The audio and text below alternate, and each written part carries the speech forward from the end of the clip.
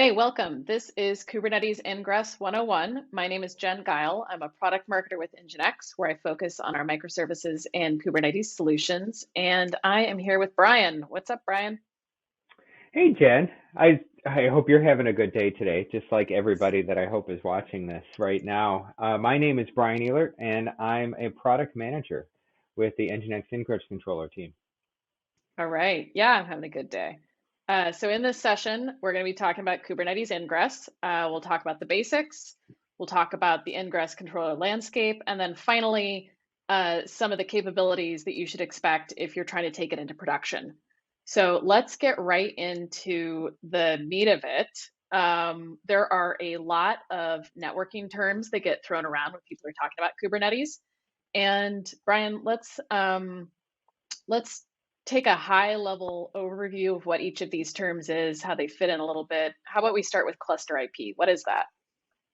So cluster IP, like its kind of sister products that you see next to it, are ways to expose your services. So cluster IP just exposes your service as you would expect right on the node. It's generally something that's not used for in production services. It's generally a setting that's used for debugging or like dashboards or something like that. But it's local, it's generally considered limited in features and not something that you would use in a production scenario. And it's Now, when really only internal traffic, right? That's what I've heard. Well, yeah, as far as it's local to the node. So yeah, it does have a lot of limitations to it. Okay, and then how's node port different? So node port is when we start to expose those services more from an external perspective. So you say your service definition, you've got multiple nodes within your cluster, and everything gets exposed directly externally on your nodes within the cluster. So everything will get an external IP, so it's reachable from the outside. Now that said, you'll end up with a unique IP on every single node. And I think, and this is where you start to set up, and then it will just randomly balance between the pods of the service that sit behind that on every single node. Yes, Kubernetes will do some magic under the hood to make sure that it randomly goes between all the pods, no matter where they sit. But you pretty much don't have any control over your traffic steering or anything like that. It's just kind of raw exposure of what your service is and the pods behind that service. Okay, and then I think probably a lot of people watching already know what a load balancer is. Anyone familiar with F5 or NGINX is familiar with that term. But what does it mean when it comes to Kubernetes networking? So, and so this is an interesting thing because it relates exactly the same way that conceptually and in your topology that it does in classically as you think of it in the world. It's something that's external to your cluster is where your load balancer is. So you might have an operator or something like that within your Kubernetes environment. So say you're running in a managed Kubernetes service and you define a load balancer or a load balancer resource. Well, that service says, oh, there's a load balancer resource. I need to go out and set up a cloud load balancer that sits in front of these node ports for the service so that I can then expose one single IP to my incoming clusters. The load balancer then balances that among the node ports, which are where the services instances are across the individual nodes of my Kubernetes cluster. So it's really the exact same framework, except it's just Kubernetes and say objects within the Kubernetes world monitoring for this configuration resource and then automatically exposing it for you. Okay, and so if we look at the last two terms on the screen, we've got Kubernetes API and Ingress. These are terms that don't apply outside of Kubernetes. Let's start with the API. What's that about? So the way we think of this when we start to talk about all these objects that we're talking about from a Kubernetes perspective, it is the way that we interact with objects. So generally, we are dealing with the Kubernetes API because we're defining resources. Every single object in a Kubernetes world we call a resource. So they're just different types of resources. So cluster IP is a resource, or cluster IP is an annotation of a service. node ports and annotation of a service, load balancer is a resource. We start to talk about ingress. Ingress is another type of resource. Your service is a resource. Your deployment is a resource. And then behind these resources are YAML files that you interact with the API. You interact with the API through kube control or kubectl, as some people call it, which is just a way to say, oh, I have this definition file. I want to load it up. Kube control handles all your authentication and stuff for you, loads the YAML file in, and then Kubernetes has services and operators that monitor those objects. And then since it's a desired state system, it says, oh, this is the state you've defined, and then works to make that so, and also to keep that so. So when you define your service and you say, oh, I want this service, it needs to have an instance that exists on every single node within my cluster for redundancy. Kubernetes works to make sure that that continues to happen. And all this interaction happens through this mysterious Kubernetes API as we talk about it from a real high level perspective. Yeah, that's the magic, right? So this is the magic that makes Kubernetes, and it makes Kubernetes really valuable to a lot of customers. It is a way to operationalize all these things around managing containers, not just oh, I've got an image and I need to run it somewhere, but oh, I've got networking I need to tie together, I've got isolations, I've got namespace properties, I've got all these different things that are kind of wrapped around that I need to take care of from an operational perspective. And Kubernetes is the magic that makes all that happen. It's actually a fairly complex system under the hood. Okay, and now getting closer to the narrower topic of our session, Ingress. What's the Ingress resource? So the Ingress resource is you could think of it as a replacement for node port. Ingress resource is actually almost like an intermediary service. And if we think about this conceptually, it's really taking a layer 7 functionality, okay? So take a layer 7 load balancer and pull it down into the Kubernetes cluster itself, and then run that there. And now you take all those layer 7 capabilities that you have of health probes and traffic shaping and header manipulation and SSL offloading and rewriting headers and rewriting bodies and inspection. You get all of that power, but now you're bringing it into the cluster. So if you want to take a traditional model where, say, you have your customer, and then you have your load balancer, and then you have your application, and then you have where it runs and everything else. So you're moving kind of from a left to a right in that continuum. It's taking your load balancer and pulling it over to the right, closer to your application, if you want to think of it that way. So you take kind of pieces of infrastructure and you're just shifting them over, and you're running them now in your cluster. And the way you expose them is conceptually in front of other things, just like you do in a traditional topology. We're just running it within your cluster compute is all.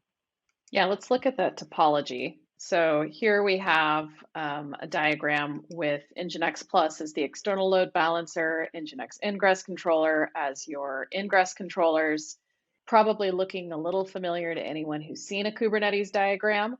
But walk the people watching through what exactly this Ingress controller is doing. Yeah, so the Ingress controller is doing a lot of things for you. So one thing, so if we say we look at this strictly from an NGINX perspective, so when you configure NGINX as the load balancer out front, you have some things to take into consideration. You have the FQDN you're acting upon. You may have paths or server blocks, as we talk about it in NGINX speak, which is now the pathing behind that, and then where you want to direct the traffic to your particular upstreams or your backends, however you want to use the terminology for that. So if we talk about the load balancer, the ingress controllers are the upstreams for that particular one. So they've got health probes watching that the ingress controller is alive and knows to direct traffic there and whatnot. And now as we bring that down to the Ingress controller level, we're doing that at the Kubernetes level. So earlier when we were talking about node port, so Kubernetes just does some basic, very, very generic, load balancing under there, but it's really not load balancing. It's just making sure that you've got even traffic distribution. But what we can do at the Ingress controller level is we can watch that your pods on the back end, we can have very specific health probes for individual pods. So say you have an individual pod that's starting to degrade. Before Kubernetes, we can actually see that degradation through a health probe before Kubernetes might do something to that pod to say recycle it or something like that above you. So you can get a better response. You might have specific cookie handling behavior. You might have some header manipulation. You might want to do authentication offloading. So you don't want to build the authentication framework into your application. We take care of that at this gateway level or this ingress controller level, if you want to think of it from that perspective. So you get all of that goodness that you get otherwise, and then we just, like I said before, we're just bringing that down into the cluster. So the services that you have behind that, the ingress controller actually monitors the API for the services, Kubernetes API for the services that are configured. Since it does that right within the cluster, there's an RBAC role, a role-based access control that you set up as the user, and you say grant the ingress controller access to watch these resources. So ingress controller will watch for the services. And when you configure ingress controller with a specific service name behind it, ingress monitors the pods and keeps track of the IP so it can manage it. So it's not using the service IP that you might get. So when you describe a service, you'll get a service IP back. That's that generic kind of Kubernetes IP address that's used under the hood. But we'll actually route traffic to the individual pods themselves. So you can have, like I said, specific load balancing behavior. You can have specific traffic handling in front of that. However you want to drive that manipulation. And it's all through that Kubernetes API. So all of your ingress resource, your behavior and everything is all through the Kubernetes API. So you have that single source of truth, that single method of interaction. So you're not, say, dealing with one method of configuration here for ingress plus a different method of configuration for your services and whatnot. Everything centrally through that Kubernetes API. All right, let's look a little bit at the choices. It's a little astounding how many options there are for an ingress controller, but when you think about it, with all these tools, there's lots of options. And so we're going to take the next chunk to look at what the landscape includes, some pros and cons with each one. And so what we've done is we've broken them down into 3 basic categories. And the names are names that we've chosen because we think they describe them best. The first category is open source. That's going to be ingress controllers that are maintained by the community, though there may also be a dedicated engineering team. A couple examples of an open source ingress controller, one that's really well known that Mark would have talked about in the keynote, is the Kubernetes community version. So it's based on NGINX, but it's the open source ingress controller that is quite well known. And then, of course, another one, here at NGINX, we have our own open source ingress controller based on NGINX open source. The second category we call default, or you could call it built-in. It is an ingress controller that comes with a Kubernetes platform or is the easy add-on for the Kubernetes platform. It's developed and maintained by the company that maintains that platform. So some examples might be Red Hat's OpenShift router or ingress controllers provided by cloud providers. And then the third and final category are commercial ingress controllers. And these are licensed products that are designed to support larger deployments. And an example of that one would be the NGINX Plus based version of NGINX Ingress Controller. And so let's take a look at the pros for each of these categories. For open source rather, we tend to see people select these because they're free, they're community driven, there's high feature velocity. Brian, what are you hearing around why people choose open source ingress controllers? I mean, you get lots of different things that happen here. Sometimes it's just because, oh, I'm researching some particular documentation set, and that's the first example that I run across. I mean, things go from that to, say, companies that are just more focused on open source products, and then they will lean to those as well. So it can be familiarity, it can be feature set. It can be literally, you mentioned feature velocity down there. They want something that's just more on the bleeding edge or more willing to respond. Or they're a customer that actually has the development resources in-house and they're willing to put into that and give back to the community. So you kind of get all those considerations in there when customers lean more towards the open source end. Right on. And then for the default ones, we tend to see the pros being they're either also free, such as the OpenShift router, or low cost of entry. They tend to be a little bit more reliable sometimes because they're supported by the company that's developed them, and then they have support. So why do you typically see people choosing these default options Because other you know than the why? reasons on the slide? It's there. It's there. It's in the box. It's baked in. Sometimes they don't feel they have an option. Mm, Sometimes they feel that's what they have to work with, or they don't know how they can switch that out with something that's better. mhm. Um, which It's that batteries and included concept, right? it's literally that batteries included concept of it's here. I'm gonna go ahead and use it, and I'm gonna struggle with its shortcomings because it's what's here. So Hmm. it must be the thing. Yeah, probably a little faster startup time sometimes because if you're using platform A and they have Ingress Controller A and they go together, it can just be a quick deployment. And it might just be better documented for that particular Mm, product too. So customers go with it because of that, because it's just part of the documentation. yeah, that's fair. Just like that happens on the open source side. Okay, and then the third category, commercial, these are the full featured options, your race cars. They're tending to be more scalable, better for large deployments, and again, having support options in there. When do you see people choosing a commercial option? So features. They want features, they want stability, and they want that support to lean on. So Hmm. whether that be help with configuration, whether that be help with performance problems, whether that be help just debugging what might be going on around this within their Kubernetes world. But it's amazing how many people lean to the commercial products literally because they have that support option. They have somebody to lean on that's an expert in this. And always it's always a feature set thing too, because there's always certain features that are buried or they're not available in the open source products, and they want the richer capability set. Well, and we should note that it's not always one versus the other, right? You can Mm-hmm. have a default ingress controller with a commercial ingress controller, right? And we see that fairly frequently. They'll leave the default in place and add a commercial on top.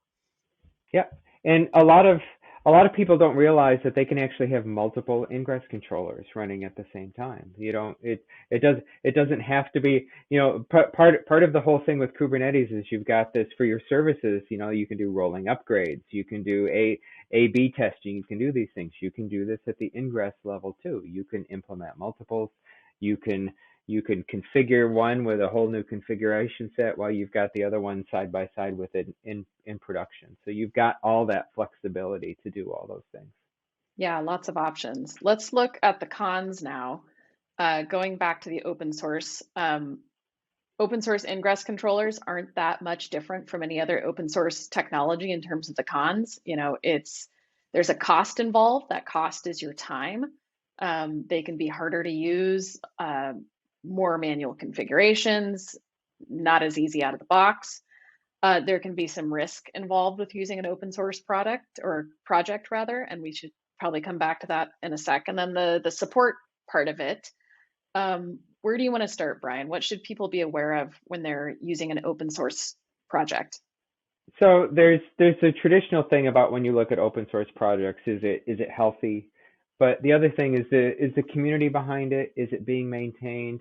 And one of the big things to look behind there is how willing are you as a company to work through to self-solve what your problems are, to kind of the commercial impact of the other one. If you're not willing to self-solve every single problem that you have, or you don't have the resources within your organization to do that, well, open source, while it might be there, it might be, it might be something from a cost perspective because you don't have an initial outlay to it. You might have an elevated cost over time because you just have to spend more on resources, as in humans, to spend time to work through problems and whatnot from that perspective. And you sometimes get into that with the default ones as well. So Hmm. you don't have the richness of feature set that you want. You feel locked into it because that's what the platform has presented you with. Therefore, you struggle with the feature set, and it reflects poorly on the entire platform, where maybe it's just this one tiny aspect of it, and if you could change this one thing, it would make your whole experience a lot better in the end. So Well, it's and most it's people probably don't want to spend their time messing around with an Ingress controller. They probably want to be writing code, right?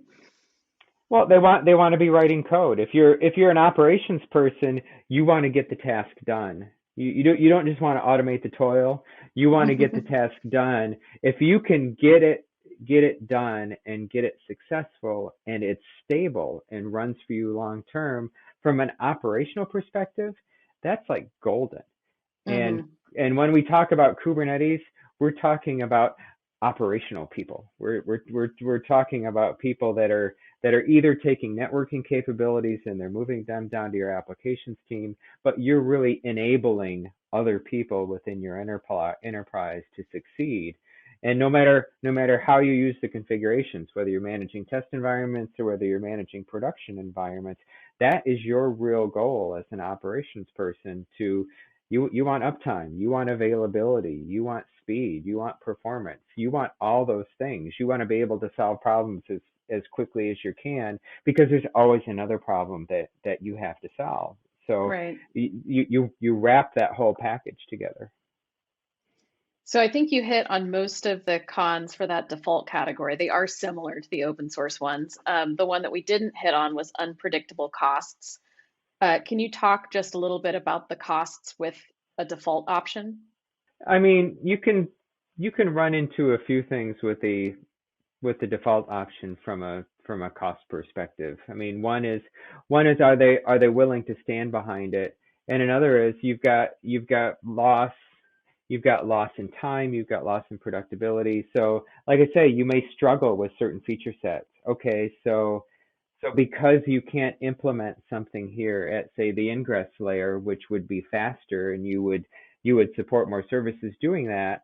So now you've got to shift that cost to other parts of your application. You now have to implement these things in your code, for example, which is a lot more Mm. expensive. It touches a lot more areas of your code. You might have other capabilities that you want to layer on there, and so your architect feels feels hampered with the things that they can do, and they feel stressed, frustrated. So you kind of get these. They're less tangible, and although they're impacting from a cost perspective, they might not be something that you can estimate very well either. And this is a lot of what lands to the unpredictability, and it's just kind of the nature of, well, I got it in box, so we're going to work with it, and we're just going to survive with what we have here. But also, if you don't have the performance, you're going to get bursting requirements. You're going to get changes in what the load is. Some of the some of the default ones have management layer and infrastructure to them as well that you might not have been aware of up front. So you get into all these variables that end up playing out as you go forward. Yeah, I mean, we've got a theme going here. Uh, each option has a cost. It can cost your time, it can cost time and money. let's look at commercial. Let's start first. We've got slower development as a con, as well as cost money. I mean, it's the reality is a commercial product is licensed and you have to pay for it. Um, Yep. so it's a trade-off. You're spending less time configuring it. You're trading your time for your money. How about the slower development piece? Yeah, so slower development is an interesting thing, and it kind of goes to the other side. So a lot of times we look to open source because change can come in rapidly. And on the commercial side, that's looked at sometimes from a negative perspective. Commercial software, because you're paying for it, they will generally spend more time on testing, making sure that can scale, making sure that that's resilient in production, making sure that it's highly stable, and that you're going to have the performance across there. So more time is spent on stabilization, and therefore you might lag a little bit in some of the bleeding edge features, but you're still going to get those features. You might not get them while right immediately at the bleeding edge, where somebody dreams up something new out in the community, throws it in, and the more stable commercial product, well, they'll pick it up. It might be a few months later, but you're probably going to have a more stable implementation for that particular platform in the end. Yeah, it's that trade-off, and we've been hearing more about it lately of feature velocity, that agility versus security and stability. And, kind of knowing where your organization's risk tolerance lies is really important with making this decision. Okay, let's move to our final section here, production grade ingress capabilities. So in NGINX, we do talk a lot about what it means to make something production grade. So we're going to step through this a little bit, but just for a high level, where are we starting? We consider a production grade deployment to have three components, and it depends on where you are in your development as to when you add them. But the first component is that ingress controller. After that, it's the addition of a WAF, and then once your app is complex enough, a service mesh. And we're going to look at four areas where an ingress controller can help you get to that more production readiness, stable Kubernetes, the dream of releasing daily, if not hourly. There's a wide range of functionality that we kind of highlighted with that conversation around landscape. So let's look at performance first. Performance is when you're effortlessly handling things like traffic spikes, security threats without compromising the performance. Automating, fairly straightforward. It's getting those apps to market faster, deploying, scaling, securing, updating. You might be using traffic routing or app onboarding capabilities. What does insight mean? Insight is around not just having visibility into your app performance, but understanding what that means for the long-term health of your app, deep traces, monitoring, et cetera. And then security, making sure you're reducing those potential points of failure. Brian, will you talk about an example of where performance might be improved with an ingress controller? Yeah, so when we talk about performance with ingress controllers, we can talk about a couple different things. So one example that we have is a gaming company that runs 30 ingress controllers in AWS, handling hundreds of thousands of SSL transactions per second. So if you want to think about just offloading SSL traffic to deliver their product at much higher speeds. So just the SSL offloading has an impact like that. You mentioned kind of the dynamics of a Kubernetes environment very, very briefly there, just the act of reloading configuration. So the dynamic nature of a Kubernetes environment and the fact that all those pods are coming and going on the back end, we have to change configurations under the hood constantly. So just the fact that when you make those configuration changes, that say the ingress controller is not reloading, but basically maintaining a memory state and moving on, that actually has an incredible performance perception to your end users. So as you scale, that may actually makes a big impact. Yeah, we've seen in some of our performance testing what kind of latency can get added when those reloads are happening. It's no joke. Okay, let's look at automation. Again, fairly straightforward, but what are you looking for here when you're selecting an Ingress controller when it has to do with automation? What are you automating? So you're automating the configurations that are coming into the Ingress controller, right? That are defining it. Your source of truth sits someplace else outside. At the same time, your Ingress controller is providing some conveniences for you. You know, we're automating the configuration of the upstreams and the backends, but you really want to look for solutions that plug into your ecosystem. No solution sits in a vacuum. When we're in the Kubernetes world, we're all participating in this much larger ecosystem of products. Most likely, you have one or more monitoring solutions. So how do they plug into those monitoring solutions? You've got one or more pipeline products that you're looking at. You may have one product that drives your pipeline, but you may have hundreds and thousands of pipelines that go in there. So, and you also want products that'll fit into the various elements that you have. So when we start to talk about automation, we can get into a whole bunch of things because you may test on one platform and you may deploy on another. So we need to be able to run on all the platforms. We need to be able to fit into the tool sets, and there's a whole host of automation considerations as we start to think about these products and how they participate in the larger ecosystem of tools.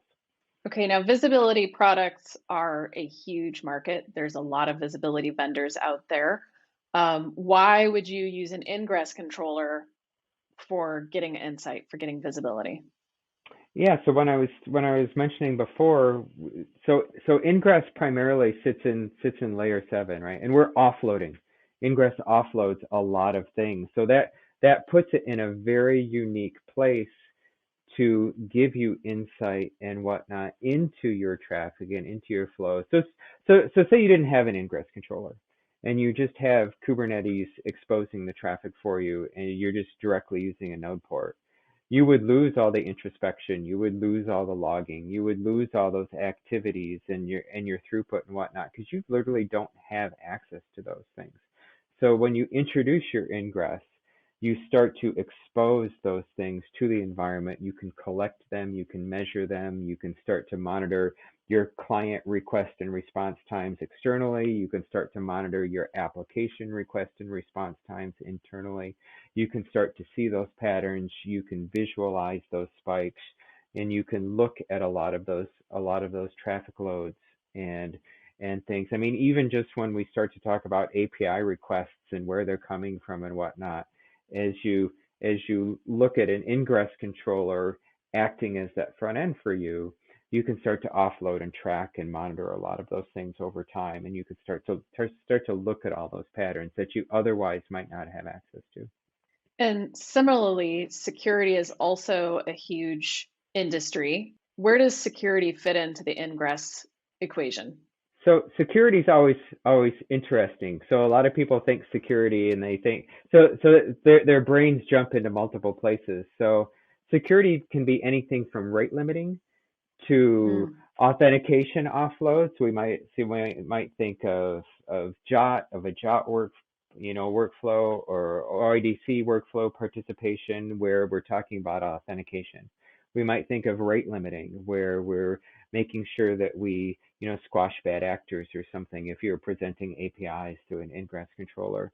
We might think of more complex scenarios where we start to integrate, say, web application firewalls with ingress controllers or denial of service support with ingress controllers as we start to then, take the spectrum all the way to the other side and really moving some of those traditional load balancer functionalities down to the ingress controller. But security generally seems to be one of those things where it depends on your point of view. Like I say, we can implement lots of different things that really fall under the security umbrella.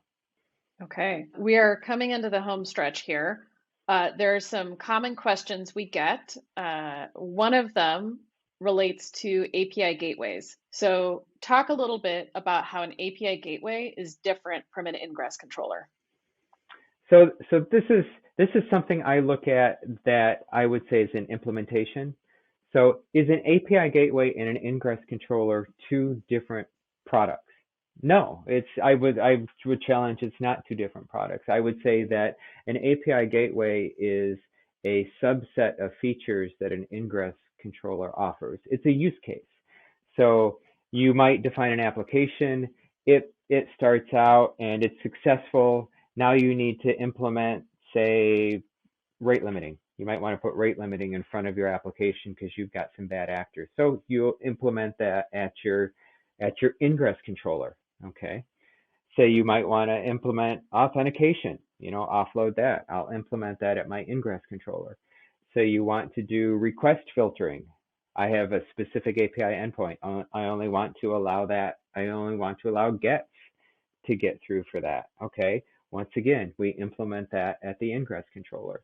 So this is all API gateway use case functionality, but when we actually implement it, we implement it using the ingress controller. And this is why I say they're not two different products, and you shouldn't think of them as two different products. You should think of as what gets talked about as an API gateway as a specific feature set that we implement at our ingress controller. Okay, another question relating to something we talked about earlier. We talked about the fact that you can have multiple ingress controllers. Why? Not just why can you have them, but why would you want to have multiple ingress controllers? Why would you want to have multiple ingress controllers? So actually one of the most common scenarios is there's a new version of so we get into this a lot of times. So Kubernetes, your Kubernetes cluster underneath you might need to upgrade. There were some changes to the Kubernetes API, and you want to test those changes in the resource because the change in the Kubernetes API would impact your resources. So you might need to version your resource and work through the new configuration. So you've got all your production traffic flowing over here, and you might want to stand up a new instance of Ingress so you can work through over here using the exact same services on the back end, but specifically hitting this one or trickle traffic over. So you might want to, at your load balancer layer, do some type of canary rollout so you can test it before putting it into production because you're making some specific changes. Or you might want to compare performance between two different ingress controllers. You might be running an open source version. You might want to move to a paid version. You want to do that in a safer way. So there's actually lots of reasons you might want to do separate ingress controllers. And I didn't even mention that you might have some internal process that gives teams certain aspect of control.